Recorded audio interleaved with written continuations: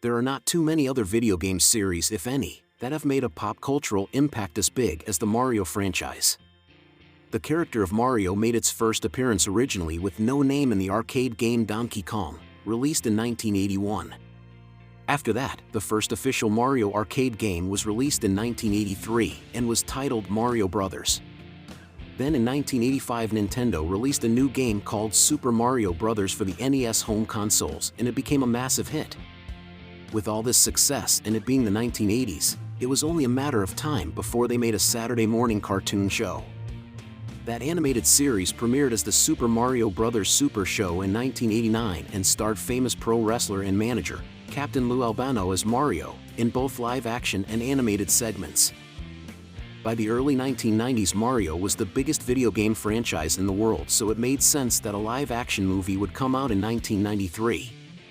The film angered longtime Mario fans because it wasn't all that accurate to the source material, but that didn't bother me at 5 years old renting it when it came out on video the next year in 1994. I loved it, although to be honest I was so young that I wasn't all that familiar with Mario except for watching the already mentioned Saturday morning cartoon show.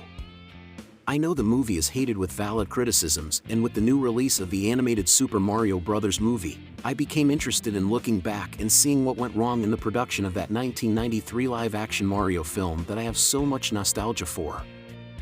So with all that, this is the 1993 movie, Super Mario Bros. 10 Things You May Not Know.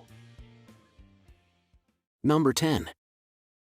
The film was originally pitched to Nintendo by English film director and producer Roland Jaffe, who owned a production company called Leitmotiv. Jaffe was given pretty much full control over the Mario IP and allowed to make a movie where Nintendo would be hands-off creatively. The movie started to come along and entered pre-production with director Greg Beeman, who at the time was best known for directing the two Corys 1988 movie, License to Drive. Number 9. Director Greg Beeman was originally hired to direct the film, but he was dismissed after the failure of his 1992 movie, Mom and Dad Save the World. After that, producer Roland Jaffe tried to get director Harold Ramis to direct the film because he was a fan of the Mario Bros. Video game, but he passed on the project. Jaffe was having trouble trying to figure out a direction for the film and then started thinking about the original British 1980s sci-fi TV show Max Headroom as a possible creative influence for the movie.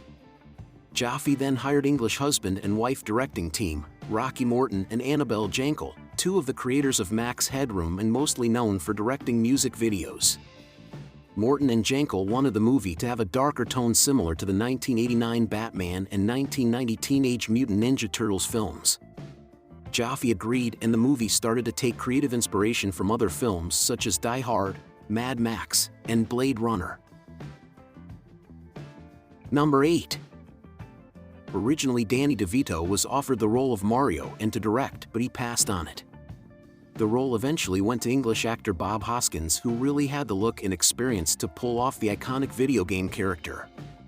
Hoskins originally didn't want to be in another children's movie after appearing in the films Who Framed Roger Rabbit and Hook, but he eventually agreed to play the role after receiving a draft of the script he liked. Actor and stand-up comic John Leguizamo was brought on to play younger brother Luigi after directors Morton and Jankel saw him perform at Second City and were instantly sold on him playing the part. Number 7.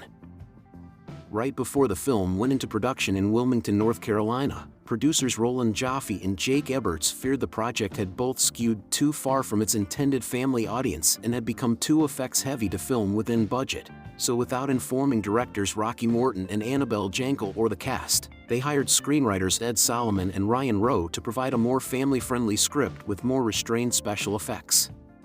Ed Solomon had previously been the co-creator and writer of the Bill and Ted movies, which was more of the tone that the producers now wanted. The script doctoring was partially motivated by Disney purchasing the film's distribution rights under its Buena Vista and Hollywood Pictures banner. Number 6. When the script was changed to make the movie more family-friendly, directors Rocky Morton and Annabelle Jankel considered leaving the project. According to Morton, reflecting on the movie, he said that the sets had already been built and weren't compatible with the new script. Morton and Jankel decided to stay after talking it over and feeling that no other director at that point could come on and understand the material enough to properly adapt it. Morton and Jankel also felt they owed it to the cast and crew, believing they could reclaim their vision during production.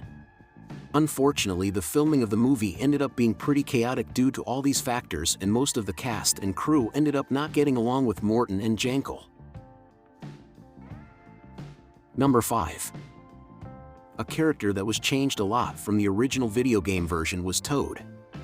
The version of the character in the movie was a folk rock musician.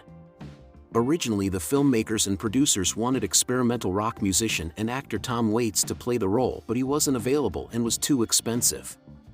Eventually, psychobilly punk rock musician, Mojo Nixon, got the role and had supposedly been pitched by his agent as a third-rate Tom Waits for half price.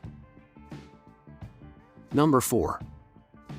Critically acclaimed actor and director Dennis Hopper played antagonist President Koopa. Like most of the cast and crew, he did not get along with directors Morton and Jankel and had called them both control freaks in later interviews. Hopper originally came on for a 5-week shoot, but the production became so chaotic that he ended up being on set for 17 weeks. He had said that when his son Henry asked him why he did such a bad movie, he told his son it was so he could afford shoes for him. His son then responded, "I didn't need shoes that badly." Number 3.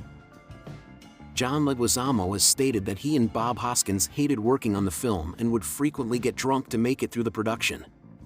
Both men apparently knew the movie would turn out bad, so they simply tried to make the best of it. Leguizamo also said that the directors kept trying to make the movie more adult and even shot a scene featuring strippers that got cut. When asked in an interview about his experience, Bob Hoskins had said that this movie was the worst film he ever did. Number 2.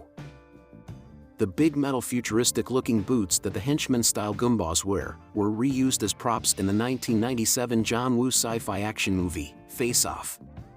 You can see them being worn by Nicolas Cage and other inmates as security magnetic boots on a prison ship in the middle of the film. Number 1. The film ended up being a critical and commercial failure. Made on a budget of about $45 million, it only brought in a total box office return of $38.9 million. To this day, the movie has a rotten score of 29% on Rotten Tomatoes with a matching 29% rotten audience score. Although mostly reviled over the years, the movie has obtained a cult following of fans. Nintendo wasn't publicly negative about the poor results of the movie, although it is most likely a big reason for why Nintendo has not made too many movies based on their games.